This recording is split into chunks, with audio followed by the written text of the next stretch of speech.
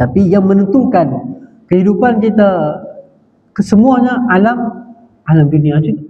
Alam yang paling singkat tu lah menentukan kualiti kehidupan kita yang seterusnya.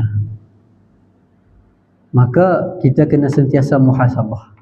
Seperti mana kata Imam Harith al-Muhasib, muhasabah diri kita bahwasanya letaklah kematian nusub ain, ulama sebut. Letak kematian di antara dua mata kamu. Kau akan mati. Jadi bersiap untuk mati, tinggalkan benda-benda yang orang kata apa, hal-hal yang remeh-temeh, gaduh dengan saudara muslim dengan perkara yang kecil, bertelingkah dengan mak ayah dengan benda yang kecil. Semua tu kita akan tinggalkan. Kita akan menghadap ke alam yang lebih besar. Maka sayugia kita percepatkan ataupun kita banyakkan amalan, kerana umur kita memang bertambah tapi makin singkat. Kan tuan-puan, kita pun saya tahu bila ajal kita. Idza jaa ajalukum la yastakhiru sa'atan wa la yastaqdimun. Allah Taala sebut, bila datangnya ajal kamu, saya akan henjak ke depan dan saya akan patah balik ke belakang. Datang ajal, dah khalas, habis tempoh kau di dunia, habis, tamat. Datanglah detik penghisaban.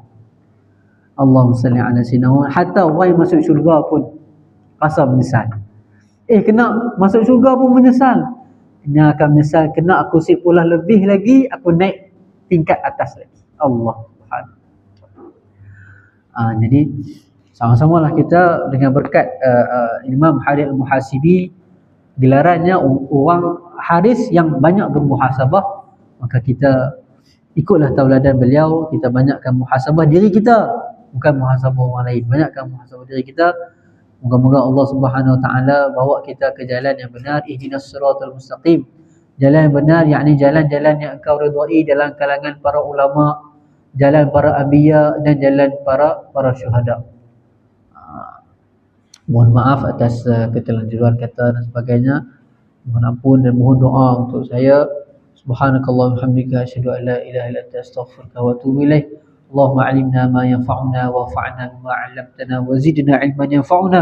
Allahumma jzi' 'anna masyayikhana khairul jazaa. Allahumma ij'alna a'immatana wa masyayikhana wa imam Harith al-Muhasibi wal Mukhtasir al-Bushairi wa a'immatil ajma'in khairul jazaa.